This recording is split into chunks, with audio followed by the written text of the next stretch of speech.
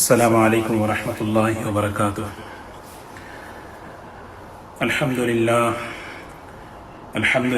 نحمده ونستعینه ونستغفره ونؤمن به ونتوکل علیہ ونعوذ باللہ من شرور انفسنا ومن سیئات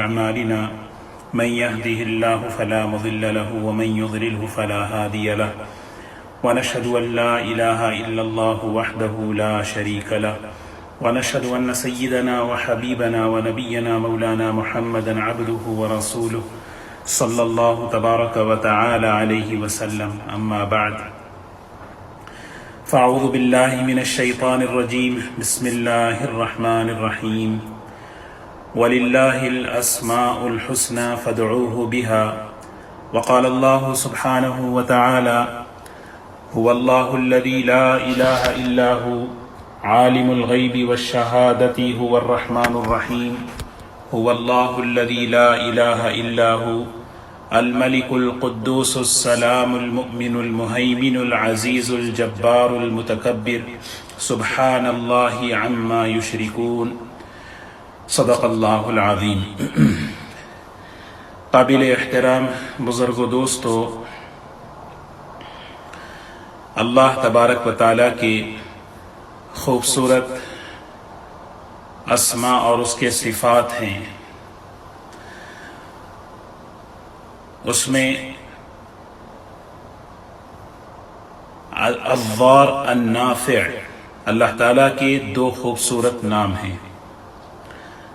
الضار النافع، علماء نے فرمایا ہے کہ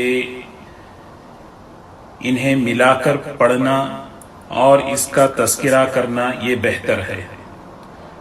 اللہ تعالیٰ کے بعض صفات ایسے ہیں، ان دونوں کو ملا کر ذکر کرنا۔ الضار النافع، المعز المذل، الرافع الخافض، القابض الباسط، ان دو کا ایک جوڑ ہے۔ اس کا معنی کیا ہے؟ النافع الضار، نفع پہنچانے والا اور نقصان دینے والا، یہ اللہ کی ذات ہے۔ نفع اور نقصان اللہ تبارک و تعالیٰ نے اپنے قبضے میں، اپنے ارادے میں، اپنے حکم میں اللہ نے رکھا ہے۔ نفع اور نقصان یہ اللہ نے کسی مخلوق اور کسی مخلوق کی کسی شکل کے ساتھ نہیں جوڑا، چاہے وہ شکل کیسی ہی کیوں نہ ہو۔ قرآن پاک میں اللہ تعالیٰ نے فرمایا حضور اکرم صلی اللہ علیہ وسلم سے، قل کہہ دیجئے لا املک لنفسی نفعا ولا ضرا الا ما شاء اللہ۔ آپ سب کے سامنے یہ اعلان کر دیجئے میں ذرہ برابر بھی کسی نفع کا اور کسی نقصان کا اختیار نہیں رکھتا مگر اللہ جتنا چاہے۔ لا املک لنفسی نفعا ولا ضرا الا ما شاء اللہ، الا ما شاء اللہ۔ سوچیں، آپ اپنی زبان سے کہہ رہے ہیں، اللہ نے کہلوایا ہے، تو انبیاء علیہ السلام ہو یا کوئی اللہ کا نیک بندہ ہو، اللہ کی اجازت کے بغیر نہ نفع پہنچا سکتا ہے، اللہ کی اجازت کے بغیر نہ نقصان پہنچا سکتا ہے۔ لا یملکون لانفسہم نفعا ولا ضرا ولا یملکون موتا ولا حیاتا ولا نشورا، ذرہ برابر بھی اختیار نہیں رکھتے، نہ نفع پہنچانے کی، نہ نقصان دینے کی، نہ موت نہ حیات، کسی چیز کا ذرہ برابر، یہ سارا اختیار اللہ تبارک و تعالیٰ نے اپنے قبضے میں رکھا ہے۔ اسی لیے اللہ تعالیٰ کے صفات میں یہ صفت ہے النافع، نفع دینے والا، الضار، نقصان دینے والا، یہ اللہ کے صفات ہیں۔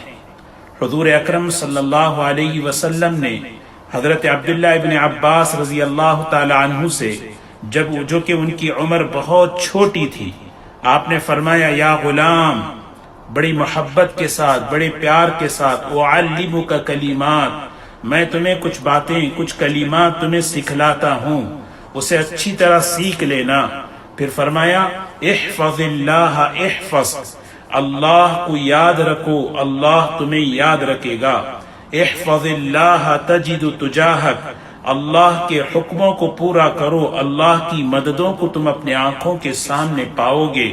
وَإِذَا سَئِلْتَ فَاسْأَلِ اللَّهِ، مانگو تو اللہ سے مانگو۔ وَإِذَا اسْتَعِنْتَ فَاسْتَعِنْ بِاللَّهِ، سوال مدد طلب کرو تو اللہ سے مدد طلب کرو۔ پھر فرمایا وَعْلَمْ، اچھی طرح اس بات کو جان لو، أَنَّ الْأُمَّةَ لَوِ اجْتَمَعَتْ عَلَىٰ أَن يَنْفَعُوكَ بِشَيْءٍ لَمْ يَنْفَعُوكَ بِشَيْءٍ إِلَّا قَدْ كَتَبَهُ اللَّهُ لَكَ، ساری انسانیت کسی کو نفع دینے پر جمع ہو جائے لیکن اللہ کا ارادہ نہ ہو، وہ ذرا برابر بھی اسے نفع نہیں پہنچا سکتے۔ وَاعْلَمْ أَنَّ الْأُمَّةَ لَوِ اجْتَمَعَتْ عَلَىٰ أَن يَضُرُّوكَ بِشَيْءٍ لَمْ يَضُرُّوكَ بِشَيْءٍ إِلَّا قَدْ كَتَبَهُ اللَّهُ لَكَ، ساری انسانیت کسی ایک کو نقصان پہنچانا چاہے، ضرر پہنچانا چاہے، اگر اللہ نے اس کے لیے طے کر دیا کہ وہ نقصان اس تک نہیں پہنچے گا، پوری انسانیت مل کر وہ نقصان اس تک نہیں پہنچا سکتی۔ ایک جگہ فرمایا لَن يَضُرُّوكُمْ إِلَّا أَذًى، وہ ہرگز تمہیں ذرہ برابر بھی نقصان نہیں پہنچائیں گے مگر تھوڑی سی تکلیف ہو جائے گی۔ تو قرآن پاک کے اندر اللہ تبارک و تعالیٰ نے ایمان والوں کا یہ ذہن بنایا ہے کہ وَإِن يَمْسَسْكَ اللَّهُ بِضُرٍّ فَلَا كَاشِفَ لَهُ إِلَّا هُوَ، اے انسان اگر اللہ تجھے دنیا میں یا آخرت میں کوئی نقصان پہنچا دے، کوئی تکلیف پہنچانے کا ارادہ کر لے، سوائے اللہ کے اس کو کوئی دور نہیں کر سکتا۔ وَإِن يُرِدْكَ بِخَيْرٍ، اور اگر اللہ کوئی نفع پہنچانا چاہے، اس نفع کو کوئی روکنے والا کوئی دنیا میں ایسا نہیں، وہ ہر چیز پر پوری قدرت رکھنے والا، وَهُوَ الْقَاهِرُ فَوْقَ عِبَادِهِ، اپنے بندوں پر پوری قدرت رکھنے والا ہے۔ وَهُوَ الْحَكِيمُ وَهُوَ الْخَبِيرُ، وہ حکمت والا ہے، وہ خبر حالات کو جانتا ہے کہ ہر نفع اور نقصان کا مالک صرف اور صرف اللہ ہے۔ کوئی کسی کو نہ نفع پہنچا سکتا ہے نہ نقصان۔ ہو سکتا ہے ظاہر میں کسی کو کسی سے نفع ہو جائے، ظاہر میں کسی کو کسی سے نقصان پہنچتا ہوا نظر آتا ہے، یہ ظاہری صورت اور شکل ہے، حقیقت میں اللہ کا ارادہ ہے، اللہ کا فیصلہ ہے، اس کے فیصلے کے بغیر کوئی کچھ نہیں کر سکتا۔ النافع الضار، میرے بھائیوں ذرا غور کریں، یہ کتنی بڑی نعمت ہے جو اللہ نے ہمیں دی ہے۔ ذرا سوچنے کی بات ہے، آدمی سوچے جس اللہ کو میں مانتا ہوں کتنی بڑی نعمت ہے میرے لیے کہ نفع اور نقصان کا مالک صرف اس نے اپنے قبضے میں رکھا ہے۔ نعمت کیسے؟ اللہ چاہتے ہیں میرا بندہ ہر مخلوق سے ہٹ کر کٹ کر بے نیاز ہو کر صرف میرا بن کر، میرا محتاج بن کر زندگی گزارے۔ اللہ بے نیاز ہے، ساری مخلوق محتاج ہے، پیدائش سے لے کر موت تک اور اس کے درمیان کی تمام شکلوں میں انسان محتاجگی کا، حاجتوں کا، ضرورتوں کا مجموعہ ہے، اور ایک اللہ کی ذات ہے جو بے نیاز ہے۔ یہ نعمت ہے اس اعتبار سے، جس اللہ کا کلمہ میں پڑھتا ہوں، جس اللہ کے سامنے میں کھڑا ہوتا ہوں، جس اللہ سے میں مانگتا ہوں، اس اللہ کی صفت ہے نافع الضار۔ یہ نعمت ہے۔ ڈنکے کی چوٹ پر قرآن پاک میں اللہ نے اس بات کو بیان کیا، نفع اور نقصان کا مالک تو میں ہوں۔ آدمی اس کو سوچے تو ہر مخلوق کا خوف اس کے دل سے، ہر مخلوق سے امید اس کے دل سے، ہر مخلوق سے ایکسپیکٹیشن اس کے دل سے نکل جائے گی۔ یہی بات تھی حضرت ابراہیم علیہ السلام کی دعوت۔ قرآن پاک میں اللہ نے جو ذکر فرمائی، حضرت ابراہیم علیہ السلام نے اپنی قوم سے کہا ما تعبدون، ارے اللہ کے بندو، کس چیز کی تم بندگی کر رہے ہو؟ کس چیز کی تم بندگی کر رہے ہو؟ حضرت ابراہیم علیہ السلام نے بجائے خود کہنے کے ان سے کہلوایا. یہ حکمت ہے دعوت کی. حضرت ابراہیم علیہ السلام نے پوچھا هل يسمعونكم اذ تدعون او ينفعونكم او يضرون. سبحان اللہ، کیسا طاقتور جملہ دیکھیں دعوت دینے کا. جب تمہیں کوئی حاجت، کوئی ضرورت تمہیں پیش آتی ہے، تم اس موقع پر ان کو پکارتے ہو، کیا وہ سنتے ہیں؟ تمہارے معبود سنتے؟ هل يسمعونكم اذ تدعون، کیا وہ سنتے ہیں جب تم پکارتے ہو؟ او ينفعونكم او يضرون، جن کی تم بندگی کرتے ہو، جن کی تم عبادت کرتے ہو، کیا وہ فائدہ دیتے ہیں؟ کیا وہ تمہیں نقصان سے دور کرتے ہیں؟ ایک عام انداز سے حضرت ابراہیم علیہ السلام نے عام فہم انداز سے سوال کیا. کیا تمہاری پکار کو سنتے ہیں؟ کیا وہ نفع اور نقصان کے مالک ہیں؟ کوئی جواب نہیں تھا ان کے پاس. انہوں نے جواب کیا دیا؟ وجدنا آباءنا كذلك يفعلون. بات یہ نہیں ہے کہ وہ نفع و نقصان ہمیں پہنچاتے ہیں، اصل بات یہ ہے کہ ہم نے اپنے آباء و اجداد کو اس طرح کرتے ہوئے دیکھا ہے. حضرت ابراہیم علیہ السلام تو یہی چاہتے تھے، اصل چیز اپنی جہالت کا اعتراف کریں. حضرت ابراہیم علیہ السلام اب کہنے لگے بندگی تو اس کی ہوتی ہے جس کے ہاتھ میں نفع ہو، بندگی تو اس کی ہوتی ہے جو نقصان کو دور کر سکتا ہے. نفع اور نقصان کا جس کے قبضے میں نفع اور نقصان ہو، اسی کی بندگی، اسی کی عبادت. افتعبدون من دون اللہ ما لا ينفعكم شيئا ولا يضركم. کس اللہ کو چھوڑ کر تم کن لوگوں کو پکارتے ہو جن کی قدرت میں نہ نفع ہے نہ نقصان ہے، نہ نفع پہنچا سکتے ہیں نہ نقصان کو دور کر سکتے ہیں. پھر حضرت ابراہیم علیہ السلام نے اللہ کی تعریف بیان کی. جانتے ہو میں کس رب کو پکارتا ہوں؟ میرا معبود کون ہے؟ الذي خلقني فهو يهدين والذي يطعمني ويسقين واذا مرضت فهو يشفين. اللہ تعالیٰ کے صفات کو بیان کرنا شروع کر دیا. اللہ، میں جس اللہ کو مانتا ہوں وہ پیدا کرنے والا، وہ اکیلا ہدایت دینے والا، رزق کے خزانے اس کے پاس، بیمار ہوتا ہوں تو شفا کے خزانے اس کے پاس، موت اور حیات پر قدرت رکھنے والا، وہ ہر چیز پر نفع اور نقصان کا مالک اللہ. جب ان کے پاس کوئی بات نہیں پڑی تو انہوں نے کیا کہا؟ حرقوہ وانصروا آلہتکم. ارے ان کے لیے آگ جلاؤ اور اپنے معبودوں کا بدلہ لو. 1 مہینے تک آگ جلائی گئی، زبردست آگ جلائی گئی. اس آگ میں ڈالنے کا جب فیصلہ کیا حضرت ابراہیم علیہ السلام نے عملی طور پر پوری دنیا کے ایمان والوں کو یہ پیغام دیا کہ شکلیں کچھ بھی ہو، اس میں نفع اور نقصان ڈالنے والا اللہ ہے، اس لیے کہ اللہ النافع الضار ہے. ذرا بھی گھبراہٹ نہیں تھی.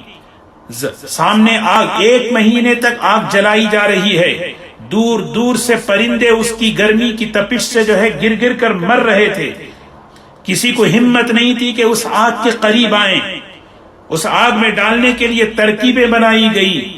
حضرت ابراہیم علیہ السلام کو جب آگ میں ڈالا جا رہا تھا، اس موقع پر حضرت جبرائیل علیہ السلام خداداد صلاحیتوں کے ساتھ آئے اور اپنے آپ کو پیش کیا. کہا میرے ساتھ ہواؤں کا فرشتہ، بادلوں کا فرشتہ سب آپ کے تابع ہیں، آپ اگر حکم دے تو ہم اس کو بجھا دیں. حضرت ابراہیم علیہ السلام نے فرمایا مجھے ان کی کوئی ضرورت نہیں، میرا اللہ مجھے دیکھ رہا ہے. اگر وہ مجھے جلانا چاہتا ہے میں اس کے فیصلے پر راضی ہوں، اگر وہ بچانا چاہتا ہے اپنی قدرت سے بچائے گا. فرشتے واپس ہو گئے. حضرت ابراہیم علیہ السلام کی اس بات کو سن کر اب ہوا کیا؟ جب انہیں آگ میں ڈالا گیا، حضرت ابراہیم علیہ السلام کو اللہ نے اپنی قدرت بتائی. آگ نظر آ رہی ہے، تباہی کا، بربادی کا نقشہ ہے، لیکن اللہ اس جلانے کی صفت کو کیسے اٹھا رہا ہے؟ براہ راست اس آگ کو حکم دیا یا نارو کونی بردن وسلاما علی ابراہیم. اے آگ ٹھنڈی ہو جا ابراہیم پر سلامتی کے ساتھ. سلامتی نمرود کی بیٹی دور سے دیکھ رہی ہے، حضرت ابراہیم علیہ السلام تو اس آگ میں مزے سے نماز پڑھ رہے ہیں، اسی موقع پر وہ مسلمان ہو گئی۔ 7 دن تک حضرت ابراہیم علیہ السلام اس آگ میں رہے۔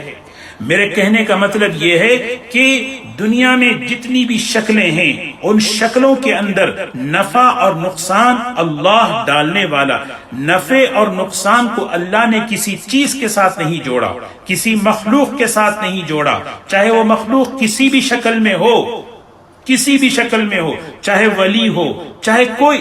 جب حضور اکرم صلی اللہ علیہ وسلم پر یہ آیت نازل ہوئی وَأَنذِرْ عَشِيرَتَكَ الْأَقْرَبِينَ وَأَنذِرْ عَشِيرَتَكَ الْأَقْرَبِينَ، آپ اپنے رشتہ داروں کو ڈرائیے، قیامت کے دن سے آگاہ کیجئے۔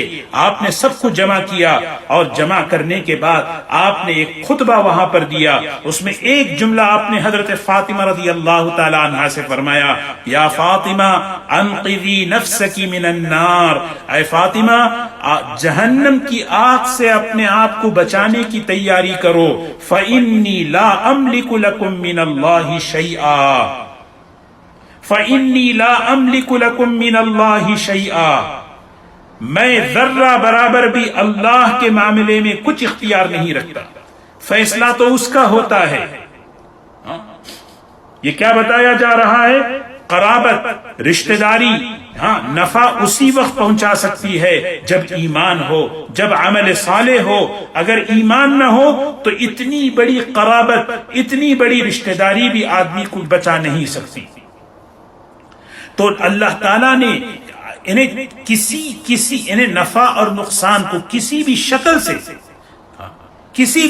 سے نہیں جوڑا، نہ کسی وقت کے ساتھ، نہ کسی۔ بعض لوگ محرم کے مہینے کو منحوس سمجھتے ہیں، بعض لوگ سفر کے مہینے کو منحوس سمجھتے ہیں۔ محرم کا مہینہ گزر رہا ہے، سفر کا مہینہ آنے والا ہے، بہت سے لوگ اس میں شادیاں نہیں کرتے، کاروبار شروع نہیں کرتے۔ کیوں؟ نقصان کو مہینے کے ساتھ جوڑنا، نقصان کو وقت کے ساتھ جوڑنا، یہ شرک ہے۔ نبی اس مہینے میں شادی مت کرو، نقصان ہوگا۔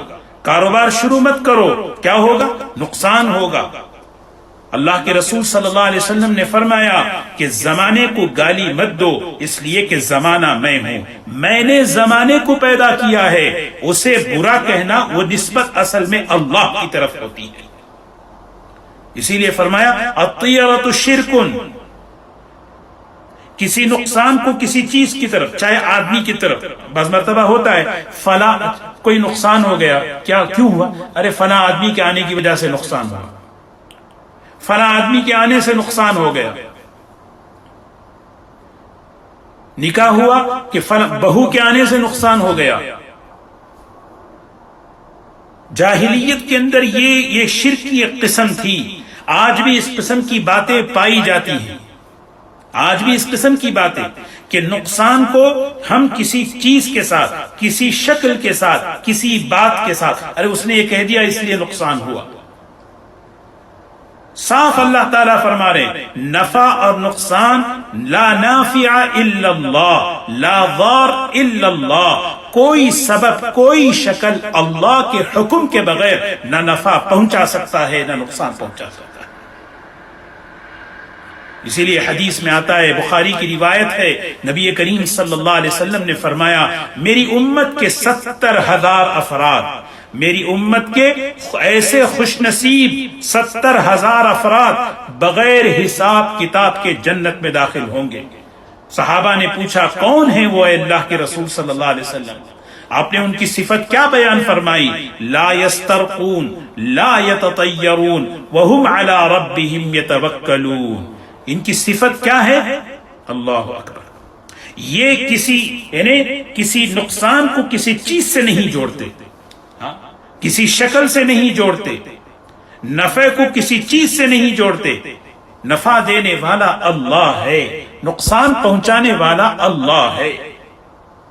اللہ تعالیٰ نے آسمان اور زمین اور اس کے درمیان کی جتنی شکلیں ہیں، آسمان سے بارشوں کا برسنا، زمین سے غلات کا اگنا، یا ہمارے پاس جتنی بھی شکلیں ہیں، کہ کوئی جاب کرتا ہے، کوئی بزنس کرتا ہے، کسی کی کھیتی، کسی کے باغات ہیں، یہ سب اللہ تبارک و تعالیٰ کے خزانوں کو ظاہر کرنے کے لیے ہیں۔ یہاں ایک آدمی جاب پہ جاتا ہے، جاب سے اس کو تنخواہ ملتی ہے، اسے جو پیسہ مل رہا ہے، ایک آدمی کوئی کاروبار کھولا، وہاں سے اس کو پیسہ مل رہا ہے، مال میں نفع مل رہا ہے، وہ ظاہر ہو رہا ہے۔ اس کی مثال ایسی ہے جیسے ہم نل کھولتے ہیں پانی کے لیے، جیسے ہی نل کھولا پانی آنے لگا۔ پانی نل کیا نل جو ہے پانی کو پیدا کرتا ہے؟ کیا وہ پانی نل میں رکھا ہوا ہے؟ ایک چھوٹا سا بچہ بھی سمجھتا ہے نل سے پانی جو ہے ظاہر ہوتا ہے، آ رہا ہے کسی اور جگہ سے۔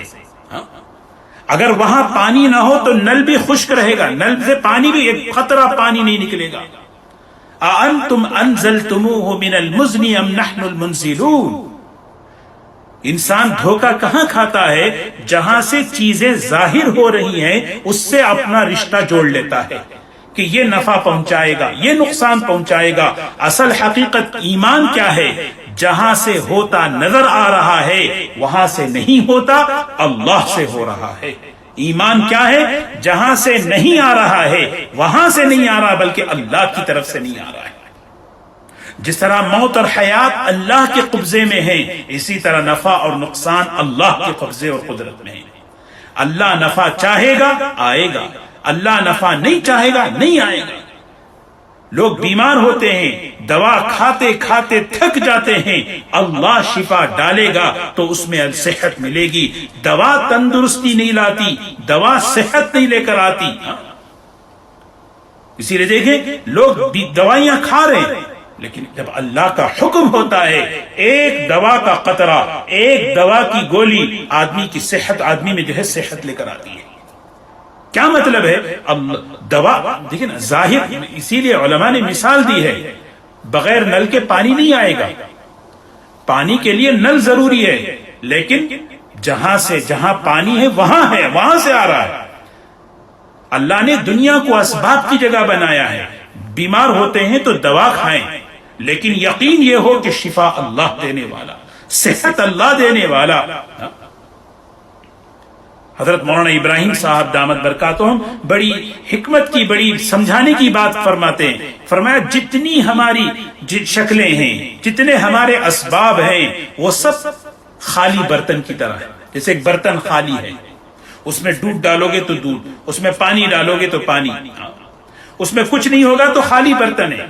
ہماری تجارت، ہماری ملازمت، ہماری جاب، یہ سب خالی برتن ہیں۔ اس میں نہ کامیابی ہے نہ اس میں ناکامی ہے۔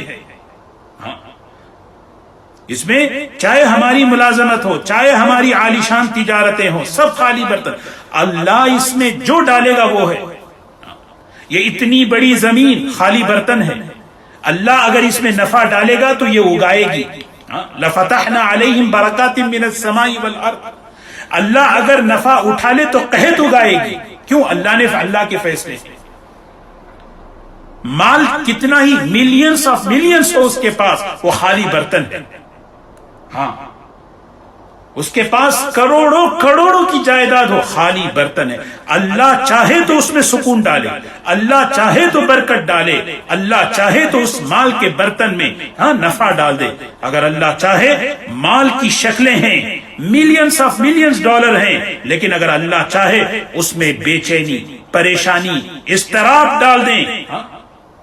مال کے باوجود آدمی پریشان ہے، مال کے باوجود، حالانکہ آدمی مال کیوں کماتا ہے؟ سکون کے لیے، راحت کے لیے، لیکن یہی مال وبال جان بن جاتا ہے۔ کیوں؟ اس لیے کہ النافع الضار اللہ ہیں، ہمارا دل کا تعلق اللہ میں۔ اسی لیے میں نے یہ بہت بڑی نعمت ہے اللہ کی طرف سے، اللہ نے نفع اور نقصان اپنے قبضے میں رکھا ہے، کسی مخلوق کے حوالے نہیں کیا، کسی مخلوق کے حوالے نہیں۔ اسی لیے مخلوق کبھی اللہ اس کو کوئی نعمت دیے ہیں وہ اپنے عمل سے، اپنی زبان سے جتائے بھی نہیں۔ تمہاری جاب میرے قبضے میں ہے، تمہاری نوکری میرے قبضے میں ہے، تمہارا نفع میرے قبضے میں ہے، تمہارا نقصان میرے قبضے میں ہے۔ وہ تو اللہ کی صفت ہے، اللہ کی صفت میں کیسے؟